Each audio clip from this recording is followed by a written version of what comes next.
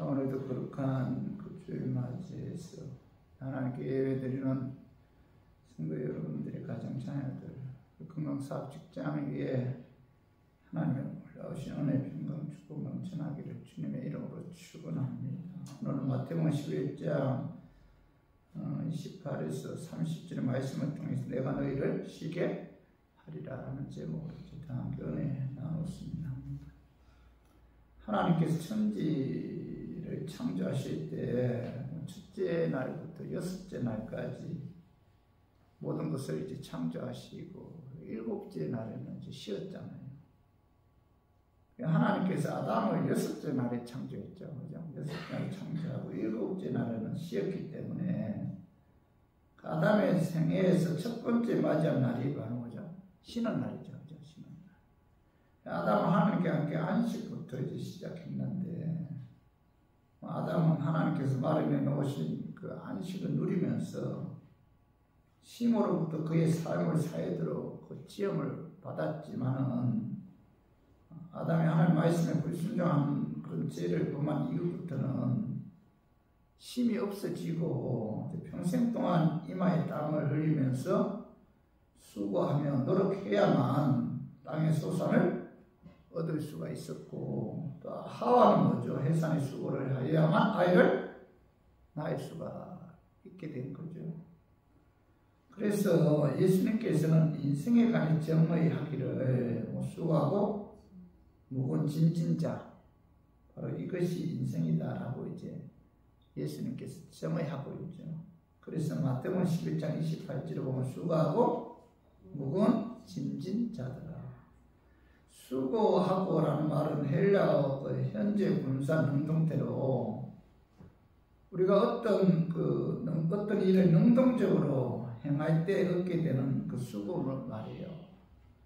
그리고 무거운 짐이란 헬라어 현재 분사 수동태로 우리가 외부의 환경으로 말미암아 받게 되는 그 무거운 짐을 말하는데, 수고하고 무거운 짐을 지고 허덕이면서 살아가는 것이 바로 뭐예요? 우리의 인생이다. 그래서 예수님께서는 뭐죠? 수고하고 무거운 짐진 자들아 이렇게 이제 말씀하셨는데, 자, 인생에 있어서 어느 누구도 뭐죠? 다 무거운 짐이 있잖아요. 무거운 짐이 태어날 때부터 죽을 때까지 인생은 뭐예요? 수고하고 무거운 짐을 질 수밖에 없는 그런 존재라는 거죠. 모든 인간은 다 무거운 짐을 지고 살아갑니다. 그래서 시편 90편 10절을 봐봐요. 우리의 연수가 70이요 강건하면 80이라도 그 연수의 사람은 수고와 슬픔뿐이요 신속기간에 우리가 나라는 우리 모세는 죽음을 앞에 두고 파란만장한 자신의 인생을 해상하면서 자 고백하기를 뭐라고 고백하고 있죠? 우리의 연수가 70이요 강건하면 80이라도 그 연수의 자랑은 뭐예요? 수고와 슬픔이다. 신속히 날아간다 이렇게 말씀하고 우리 인생은 수고와 슬픔뿐이고 또 무거운 짐을 지고 살아가는 것이 우리의 인생인데, 그 야곱도 그 창세기 47장에 보면은 자신의 삶을 돌아보면서 험악한 인생을 살았다 이렇게 고백하고 있어요. 그 말씀 봐봐요. 창세기 47장 8절 9절 바로가 야곱에게 묻되 내 나이가 얼마냐. 9절에 야곱이 바로에게 아뢰되 내 나그네 길의 세월이 130년이니이다. 내 나이가 얼마 못되니 우리 조상의 나그네 길의 연조에 미치지 못하나 험악한 세월을 보냈나이. 나이가 물어보잖아요. 야곱은 아들 요셉을 내서 애굽의 바로 앞에 섰을 때 바로가 야곱에게 내 나이가 얼마냐 이렇게 물어봐요. 야곱은 뭐라고 대답하고 있죠? 우리 조상의 나그네 길의 연조에 미치지 못하나, 그죠? 140년 내가 나그네 길의 세월이 130년 살았는데, 그죠? 그러나 뭐예요? 그 130년 동안의 삶이 험악한 삶이었다. 험악한 세월을 보냈다 이렇게 말하잖아요. 야곱은 이 땅에서의 삶이 믿음의 조상이지만 험악한 인생을 살았다는 겁니다. 형 에서를 피해 야곱은 외삼촌 라반 집에 가서 20년 동안 무슨 살이하면서 고생했잖아요. 그는 또 라헬을 아내를 얻기 위해서 외삼촌에게 속임을 당하기도 했고, 또 요셉이 죽었다는 자식들의 그 속임수에 의해 엄청난 마음고생도 했잖아요. 야곱은 사랑하는 아들 요셉이 좋아하는 음식만 봐도 아마 요셉 생각하면서 눈물을 흘렸을 거예요. 그는 뭐죠? 130년의 삶이 험악한 그런 인생을 살았다, 이렇게 고백하잖아요. 사도 바울의 인생도 수고가 슬픔이 수고가 슬픔. 그죠? 그 고난의 연속이었는데 고린도후서 11장 23절에서 27절에 보면은 바울은 복음 전가하기 위해서 옥에 갇히기도 하고 매도 수없이 맞았고 여러 번 죽을 뻔했고 40에 강한 매를 5번이나 맞았고 이방인의 위험, 강도의 위험, 또 자지 못하고 죽고 굶고 헐벗는 수많은 고통을 당했는데 그의 삶은 수고와 슬픔이었다. 요셉, 모세, 또 야곱, 바울뿐만 아니라 모든 인간은 이 땅에 살면서 잘 먹고 잘 산다고 해도 뭐예요? 결론은 뭐예요? 수고와 슬픔이다. 험악한 세월을 산다는 겁니다. 성도 여러분, 인생이란 문제 연속이 있잖아요. 여러분 앞으로 살아가면서 경제적인 문제가 해결되면은 자식 문제가 생겨, 자식 문제. 또 자식 문제가 해결되면 남편 문제가 생기고, 남편 문제가 해결되면 또 부모 문제도 생기고. 모든 사람은 예외 없이 고통스러운 삶을 살다가 결국은 뭐죠? 흙으로 돌아가죠. 돌아가는데 힘없고 돈 없는 사람들만 수고와 슬픔을 사는 것이 아니죠. 모든 사람의 삶은 수고와 슬픔의 삶이다. 그죠? 그래서 어떤 사람은 질병에 대한 두려움의 짐으로 인해 고통당하기도 하고, 그죠? 무슨 질병이나 사고로 갑자기 죽지는 않을까, 이런 두려움이 있잖아요. 내 몸 안에 암이 성장하고 있지는 않은가, 이런 염려의 짐도 갖고 우리가 살아가잖아요. 병원에 가면 남녀노소 불문하고 입원실이 없을 정도로 환자들이 많은데, 아무리 현대의학이 발달했다 할지라도 질병에 대한 육체의 짐을 완전히 해결할 수는 없잖아요. 그죠? 어떤 사람은 죽음에 대한 두려움의 짐으로 인해 고통을 하는 분들이 있잖아요. 죽음 이후에 천국과 지옥이 있을까? 나는 죽으면 혹시 지옥은 가지 않을까? 이런 죽음에 대한 두려움의 짐을 갖고 우리가 살아가고 있잖아요. 또 어떤 분들은 스트레스로 인해 정신적인 짐 때문에 살아가는 분들이 좀 많잖아요. 요즘 30, 40대도 스트레스로 인해서 쓰러지는 분들이 많다고 합니다. 외국에서는 우리나라를 고스트레스성 사회라고 이렇게 평가하기도 한다고 해요.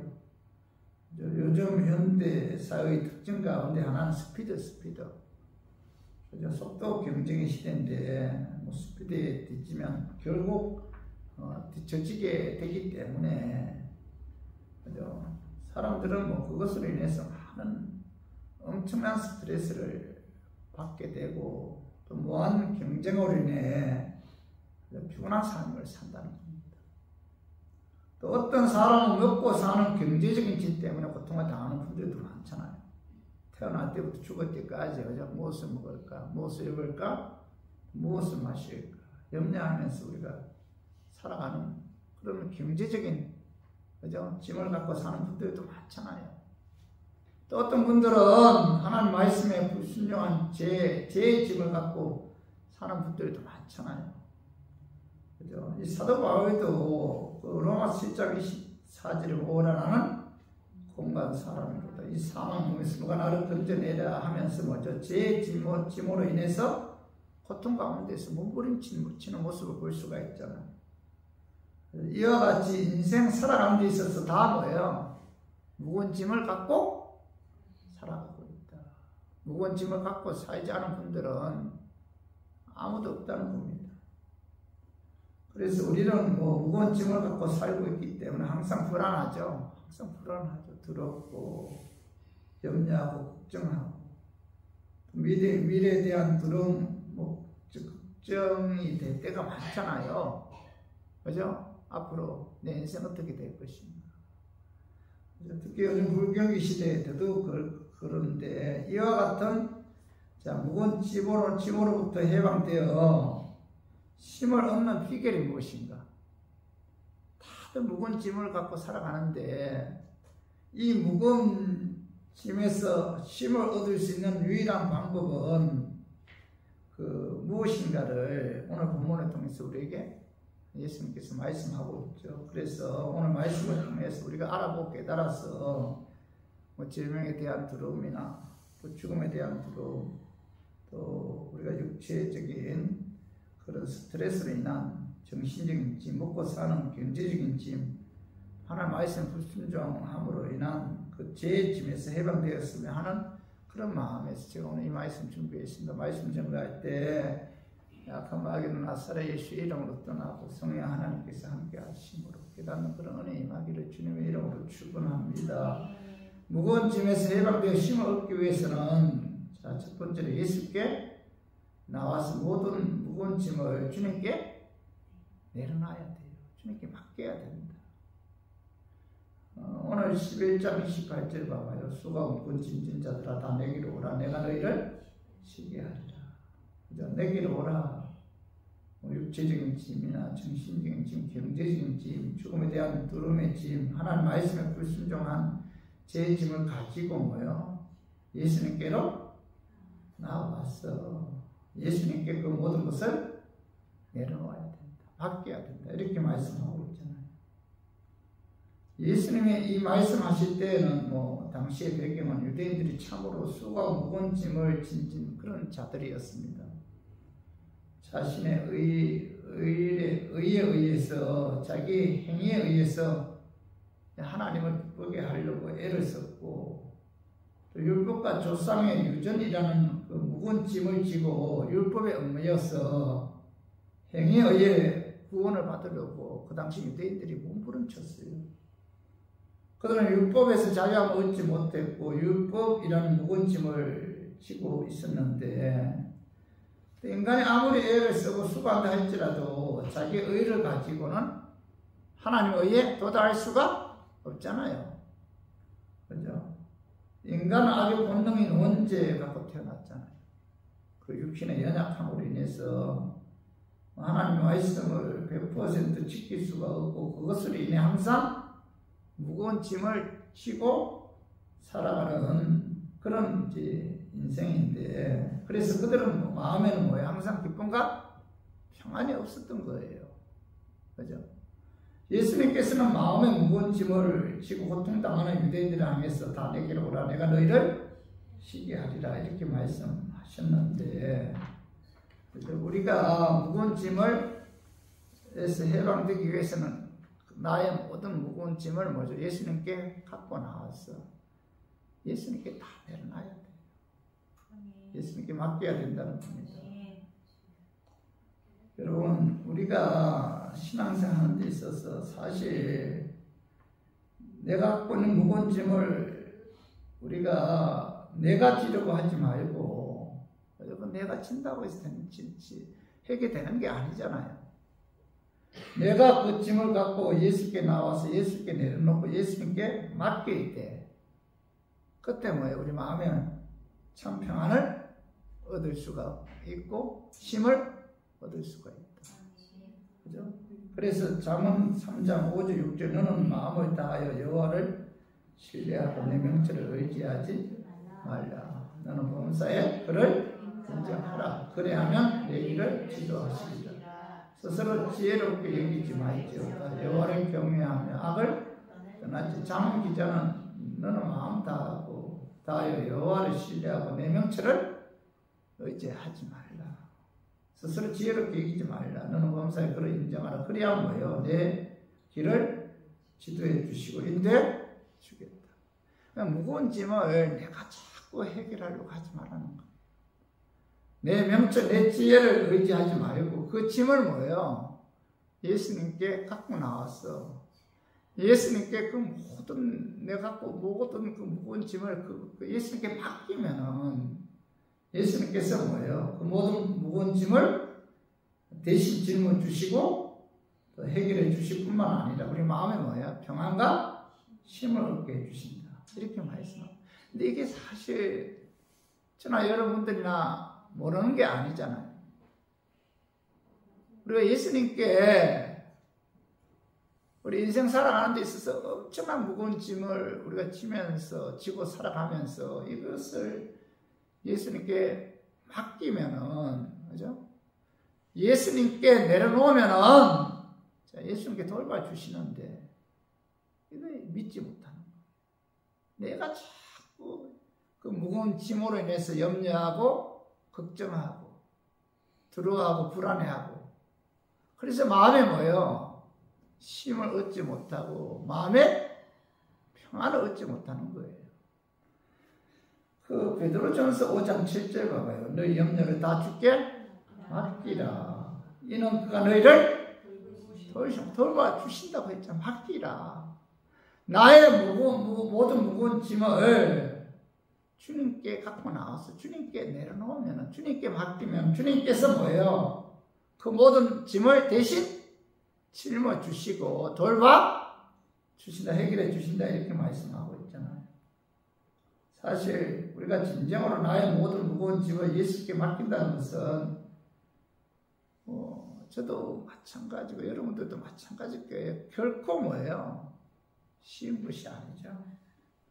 나름대로는 모든 무거운 짐을 주님께 맡긴다고 하면서도 온전히 맡기지 못함으로 인해서 우리가 염려하고 근심하고 불안해하는데, 예수님께서 맡긴 모든 무거운 짐을 해결해 주신다고 말씀하셨음에도 예수님께 맡기지 못하고 그걸 내가 자꾸 해결하려고 하기 때문에 마음의 평안과 기쁨과 쉼을 얻지 못한다는 겁니다. 그래서 우리 교인들 오늘 인생 살아가면서 마음의 평안과 기쁨과 쉼을 얻기 위해서는 뭐예요? 수고 무거운 짐진 자들아 다 내게로 오라. 내가 너희를 쉬게 하리라. 이 약속의 말씀을 붙들고 자꾸 마음속으로, 그죠? 이 말씀을 되새기면서, 그죠? 수고 무거운 짐진 자들아 다 내게로 오라. 내가 너희를 쉬게 하리라. 이 말씀을 자꾸 되새김질하면서 모든 짐을 주님께 다 놓으면은, 그래야만이 우리 마음에 기쁨과 평안과 쉼을 얻을 수가 있다. 그 내려놓지 못하면은 결코 우리가 마음의 쉼을 얻을 수가 없고 그 무거운 짐으로 인해서 하루하루 고통스럽게 살아갈 수밖에 없다는 겁니다. 내려놔야 된다. 저도 그렇고 여러분들도 인생 살아가면서 문제가 얼마나 많아요. 문제가 한두 개가 아니잖아요. 그 모든 짐을 예수님께 내려놔야 된다. 예수님께 맡겨야 된다. 그래야만이 우리가 뭐예요? 마음에 기쁨과 평안과 쉼을 얻을 수가 있지. 그렇지 않으면 그 짐으로 인해서 그죠? 고통스러운 인생을 살 수밖에 없다는 겁니다. 자, 시편 68편 19절 봐봐요. 자, 날마다 우리 짐을 지시는 주 곧 우리의 구원이신 하나님을 찬송할지로다. 셀라. 예수님은 하나님 우리의 모든 짐을 날마다 지신다, 이렇게 말씀하고 있잖아요. 우리의 모든 짐을 날마다 담당해 주시기를 원한다는 겁니다. 그래서 우리가 육체적인 짐, 경제적인 짐, 정신적인 짐 혼자 그것으로 인해서 고통당하지 말고 예수님께 맡겨야 됩니다. 예수님께 맡기고 예수님께 내려놓아야 된다. 예수님 앞에 나와서 기도하고 그 짐을 위해서 기도하고 또 하나님의 말씀을 마음속에 새기면서 그 무거운 짐을 주님께 맡기는 그런 삶을 살아야 된다. 그죠? 맡길 때에 자, 주님께서 우리의 수가 무거운 짐을 대신 맡아주시고 해결해 주신다는 사실 우리 항상 마음에 새기고 우리가 그 육체적인 짐이나 정신적인 짐이나 경제적인 짐 그 모든 무거운 짐을 예수님께 갖고 나왔어.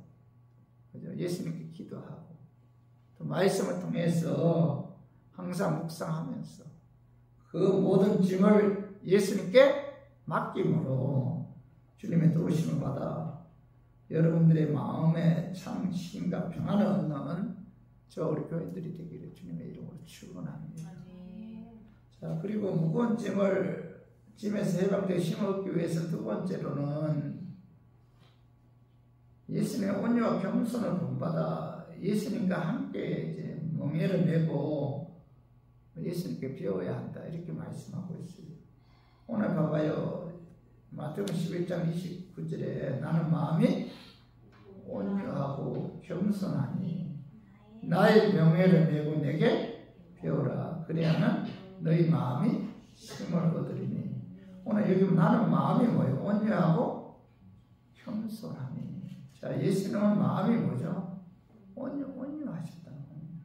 힘이 있음에도 불구하고 참고 인내하고 감정대로 행동하지 않았다. 상황 갈 때도 걷지 아니하시고 꺼져가는 심지도 끄지 아니하시는 온유하신 분이 바로 예수님의 마음입니다. 예수는 우리가 부족한 대로 우리가 연약한 부분을 다 이해하시고 또 받아주시는 온유한 분이죠. 격려하고 인정해주고 세워주고 칭찬해주는 따뜻하고 부드러운 마음이 바로 그 예수님의 마음이잖아요. 온유하신 분이죠. 예수님은 사람들이 죄를 범할 때 막 정죄하거나 비판하지 않고 온유하게 접근했다는 겁니다. 그 요한복음 8장 1절에 11절에 보면 서기관들과 바리새인들이 가나안 현장에서 들린 그 여인을 끌고 와서 그 예수님께 그죠? 율법에 의해 가늠한 여인을 돌로 쳐 죽이라고 했는데, 그죠? 어떻게 했으면 좋겠습니까? 라고 이제 물어봐요. 그들은 예수님을 함정에 빠뜨리시기 위해, 그죠? 모세 율법에 가늠하다 잡힌 여자를 돌로 쳐 죽이라고 이제 말씀하시는데, 선생님 무엇이라고 말씀하시겠습니까? 이렇게 계속해서 예수님의 대답을 재촉했는데, 근데 예수님께서 아무 말씀도 하지 않으시고 이제 앉아서 손가락으로 무엇인가를 쓰기 시작했다는 겁니다.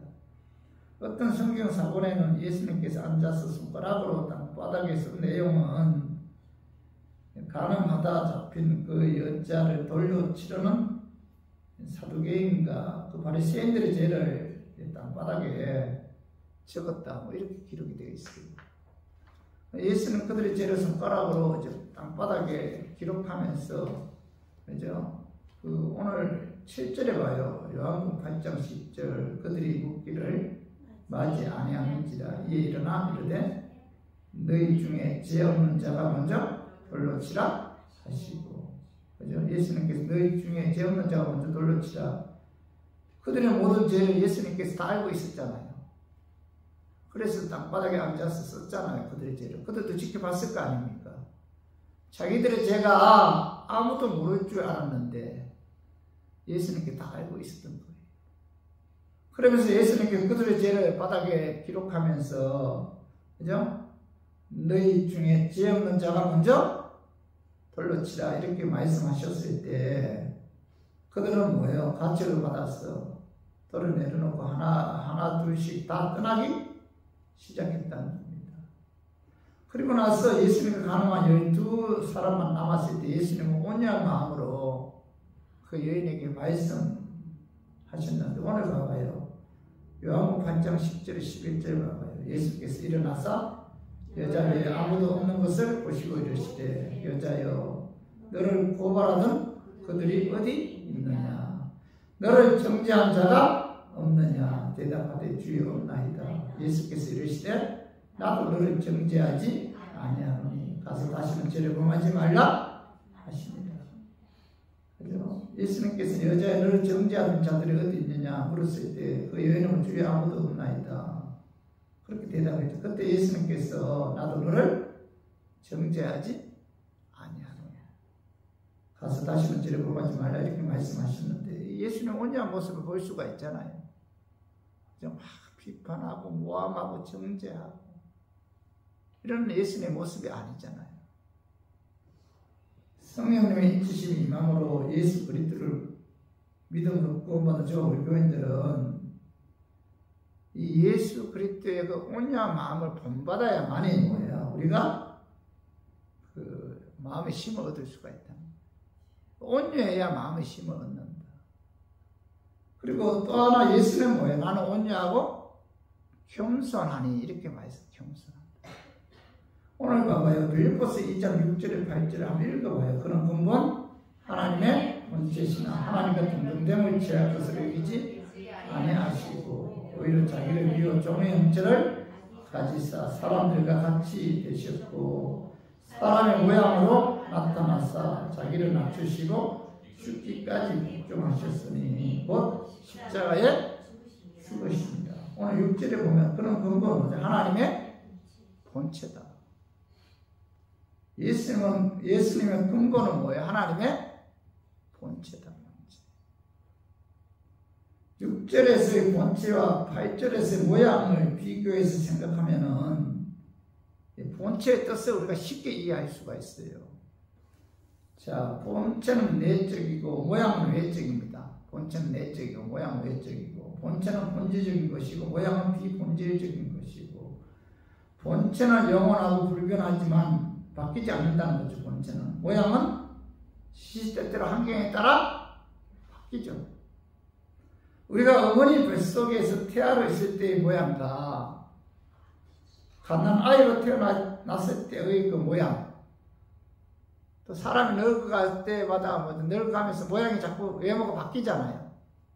그죠? 자, 이런 모양은 다 다르잖아요. 그죠? 나이가 들면 우리의 모양은 바뀌어져 가는데 이처럼 모양은 시시각각으로 변하죠. 그러나 우리의 본체는 자, 어머니 뱃속에 그 태아로 있을 때부터 늙어 죽을 때까지 변하지 않죠. 자, 우리의 본체는 언제나 누구예요? 사람. 모양은 변하잖아요. 뱃속에 있을 때나, 갓난아이 때나, 있을 때나, 늙어 자꾸 모양은 변하지만 본체는 뭐예요? 우리의 본체는 사람이다. 이건 뭐죠? 변하지가 않죠. 예수님의 본체는 누구예요? 본체는 변하지 않는다. 그래서 빌립보서 2장 6절에 보면 그는 근본 하나님의 본체다. 본체.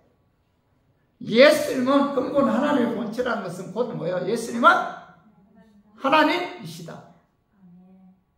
여러분 이건 뭐 절대적인 진리라는 거예요. 예수님은 하나님이시다. 그죠? 빌립보서 2장 6절에 봐봐요. 하나님과 동등됨을 취할 것을 여기지 아니하시고 이렇게 말씀하고 있는데 예수님은 하나님의 본체이시다. 하나님이심에도 불구하고 그는 하나님과 동등됨을 취할 것을 여기지 아니하셨다는 거죠. 그리고 7절 봐봐요. 오히려 자기를 비워 종의 형체를 가지사 사람들과 같이 되셨고 이렇게 말씀하고 있는데 예수님은 하나님 본체이지만은 하나님과 동등됨을 취할 것을 여기지 아니하시고 오히려 자기를 비워 종의 형체를 가지사 사람과 같이 되셨다. 그리고 2장 8절에 봐 사람의 모양으로 나타나사 자기를 낮추시고 죽기까지 복종하셨으니 그 십자가에 사람의 모양으로 나타나셨다. 자, 본체가 하나님이신 예수님께서 사람의 모양으로 육을 입고 이 땅에 오셨다. 십자가에 죽으시고 부활을 통해서 우리를 뭐예요? 구원하기 위해. 하나님이신 예수님 육을 입고 이 땅에 오셨다는 거죠. 그래서 그런 자기를 낮추시고 죽기까지 복종하셨다. 십자가에 죽으심이라. 그 십자가에 죽으심 이렇게 말씀하고 있죠. 예수는 뭐예요? 하나님이시다. 하나님. 근데 종의 형체를 갖고 자기를 낮추시고 육을 입고 이 땅에 오신 그죠? 그런 겸손하신 분이시다. 그래서 우리 교인들도 오늘도 예수 믿어 구원받은 하나님의 자녀라면은 예수님의 이 겸손을 받아야 돼요. 항상 뭐예요? 자기를 낮추는 삶을 살 때 자꾸 낮춰야 돼요. 예수님도 낮췄잖아요. 나를 높이려고 하지 말고 자기를 낮추는 삶을 살 때 마음에 심과 평안을 얻을 수가 있다. 제 아는 어떤 목사님은 나이가 60, 70 다 돼가는데도 이야기할 때 보면 자꾸 자기를 높여요. 내 속으로 그래. 70 다 돼가는데도 자기를 높이네. 죽을 때도 이제 뭐야 그게 다 내려놓을 때가 됐는데 가까이 하고 싶지 않더라. 여러분 우리가 마음의 힘을 얻기 위해서는 뭐예요? 예수님 마음 본받아서 온유해요.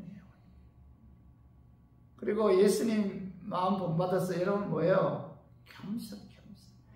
그냥 남을 자꾸 비판하고 정죄하고 모함하고 그죠? 그런 사람에게 마음에 그 힘을 얻을 수가 있겠습니까? 자꾸 자기를 높이는 거예요. 자기 자랑하고 자기 가시하고 그런 사람에게 마음의 평안을 누릴 수가 있겠느냐 이거죠. 우리가 마음의 평안을 누리기 위해서는 뭐예요? 예수님의 온유, 예수님의 겸손을 받아야 돼요. 자꾸 자기를 낮춰, 자기 높이지. 왜 자기 자랑을 하고 자기를 높이고 자기를 가시하고 자기가 대단한 인간이냐 의시되고 그 모든 것들은 바로 뭐예요? 열등감에서 나오는 것 같아요. 그래서 예수님 마음 본받아 우리가 겸손하고 온유할 때 우리가 마음의 힘을 얻을 수가 있다. 그리고 또 하나 오늘 그 29절 하반절에 봐봐요. 나의 멍에를 메고 내게 배우라. 그리하면 너희 마음이 힘을 얻으리니. 자, 온유와 겸손하신 예수님께서 나의 멍에를 메고 내게 배우라. 너희 마음의 힘을 얻으리. 이렇게 말씀. 우리가 생각할 때는 멍에를 벗어야만 힘을 얻을 것 같은데 예수님께서는 뭐예요? 나의 멍에를 맬 때 힘을 얻는다. 이렇게 말씀하고 있잖아요. 그래서 오늘 마태복음 11장 30절 봐봐요. 이는 내 멍에는 씻고 내 짐은 가벼움이라 하시니라. 예수님께서는 내 멍에는 씻고 내 짐은 가벼움이라 이렇게 말씀하고 있는데 이 파트를 갈 때 어미스와 송아지가 함께 멍에를 매게 되면은 겉으로 볼 때는 송아지가 더 힘들 것처럼 보이죠. 그죠? 어미소가 힘이 더 세고, 그죠? 송아지가 힘이 없기 때문에, 이게 어미소와 송아지가 함께 멍에를 매게 되면은, 겉으로 봤을 때, 송아지가 더 힘들 것 같이 보이지만은, 사실은 뭐예요? 어미소가 더 힘들어요. 왜냐하면 어미소가 모든 힘을 다 쓰게 되기 때문이잖아요. 마찬가지로 우리가 예수님과 함께 명예를 그죠? 함께 메고 나가면은 그죠? 그 신앙생활이 매우 힘들고 어려울 것 같지만은 자, 예수님께서 뭐예요? 모든 힘을 다 쓰기 때문에 예수님께서 도와주기 때문에 그죠? 우리 마음에 뭐죠? 힘을 얻을 수가 있다는 거죠. 그렇기 때문에 예수님께서는 너희가 신앙생활을 하면서 끊임없이 힘을 얻기를 원한다면은 나와 함께 멍에를 메고 배우라 이렇게 말씀하신 거예요. 그러면은 이 나와 함께 멍에를 메고 배우라 이 말씀은 내 뜻 포기하고 오직 주님의 뜻에 따라 주님의 영광을 위해서 살아야 된다. 그런 의미예요. 내 뜻 포기하고 예수님과 함께 명예를 메고 나가야 된다. 이 말씀의 뜻은 내 뜻 모든 것을 포기하고 오직 주님의 뜻에 따라 주님의 영광을 위해 살아야만이 우리가 뭐죠? 마음의 힘을 얻을 수가 있다. 이렇게 이제 말씀하고 있죠. 실제 그렇게 변화되기라는 결코 쉬운 일이 아닌데 근데 중요한 것은 뭐예요? 우리에게 누가 계세요? 우리를 도와주신 분이 있죠? 누구예요? 성령님이 도와준다. 베드로도 얼마나 다혈질이고 성격이 온유하지 못했잖아요. 그가 예수님 십자가에 못 박혀 죽을 때 예수님 부인하고 저주까지 했잖아요. 그가 변화된 건 언제예요? 예수님 부활 승천하신 이후에 마가다락방에서 기도할 때 그에게 성령님이 임했잖아요. 성령 세례 성령 침례를 받은 거예요. 성령 하나님이 내게 인재하신 거예요. 그 성령 하나님의 능력에 힘입었을 때, 자, 베드로는 뭐예요? 놀라운 예수님의 제자로 변화될 수가 있었고, 담대하게 나가서 복음을 전가할 수가 있었던 거죠. 저와 우리 교인들도, 여러분, 분명히 여러분 깨달아야 돼요. 성령이 도와줘야 돼요. 성령이 나와 함께 해야만이 우리가 먼저 예수님의 온유를 본받을 수가 있고, 그리고 뭐예요? 예수님의 겸손을 본받아 예수님과 함께 명예를 메고 주님 뜻대로 순종하는 삶을 살 수가 있다. 그래야만이 우리 마음에 참된 안식을 누릴 수가 있다는 겁니다. 그래서 사실 우리의 의지 힘으로는 예수님의 온유 겸손 본받아 하나님의 뜻대로 순종한다는 데는 한계가 있잖아요. 인간의 의지, 노력, 윤리, 철학은 타락의 인간 본능 앞에서 처음에는 이길지 몰라도 시간이 지나면 결국 뭐예요? 무너져요. 결국 무너집니다. 인간은 그래요. 악한 재성을 갖고 태어났기 때문에 교회에 나와서 찬송 부르고 말씀도 받고 교제도 나누어 보지만은 하나님 뜻대로 살지 못했다는 마음의 무거운 짐을 계속 가진 채로 살아가는 분들이 많잖아요. 그죠? 그래서 우리가 성령의 능력에 힘입어야만이 우리가 성령의 도우심을 받아 나의 모든 무거운 짐을 예수님께 맡길 수가 있고 또 예수님께 맡길 때만이 그 힘을 얻을 수가 있다는 사실 오늘 말씀을 통해서 여러분 깨닫고 우리 모두 성령 충만해서 성령의 능력에 힘입어 예수님의 온유와 겸손한 마음을 본받아 주님의 영광을 위해 말씀대로 하나님 뜻대로 순종함으로 마음에 참된 안식을 누리는 저와 우리 교인들이 되기를 주님의 이름으로 축원합니다. 자, 말씀 정리해요. 자, 무거운 짐에서 해방되어 힘을 얻기 위해서는 첫 번째 뭐예요? 예수님께 나와서 모든 무거운 짐을 예수님께 내려놔요. 예수님께 맡겨야 된다. 저 우리 교인들은 뭐죠? 은혜로 예수를 구원받은 하나님의 자녀들. 하나님께 자기 자녀들의 인생 책임져 주신다고 성경 여러 곳에서 약속하고 있잖아요. 그 예수님께 우리의 모든 인생을 뭐예요? 맡겨야 돼요. 맡기면 우리 마음속에 뭐예요? 참된 평안과 시인과 기쁨을 얻을 수가 있다. 맡겨야 돼. 이게 쉬운 게 아니죠. 항상 말씀을 되새김질하면서 약속의 말씀 수가 무거운 짐진 자들아 다 내게로 오라 내가 너희를 쉬게 하리라. 이 말씀을 붙들고 그죠? 기도하면서 여러분들 그죠? 모든 무거운 짐을 예수님께 맡김으로 마음의 평안과 힘을 얻기를 주님의 이름으로 축원합니다. 그리고 또 하나는 뭐예요? 예수님의 온유와 겸손을 본받아 예수님과 함께 명예를 메고 예수님께 배워야 되는 예수님의 온유 배워야 되고 예수님의 겸손 배워야 되고 예수님과 함께 명예를 맺다는 것은 자기 뜻대로 살지 않고 하나님 뜻대로 순종해서 하나님께 영광 돌리는 삶을 살아야 된다. 이럴 때 뭐죠? 마음의 힘을 얻을 수가 있다. 오늘 이 말씀 저희도 마음에 새기고 여러분들은 모든 짐을 예수님께 맡기고 또 예수님의 온유 겸손 본받고 또 자기 뜻대로 살지 말고 하나님 뜻대로 순종하는 삶을 통해서 마음의 힘을 얻는 저와 우리 교인들 되기를 주님의 이름으로 축원합니다.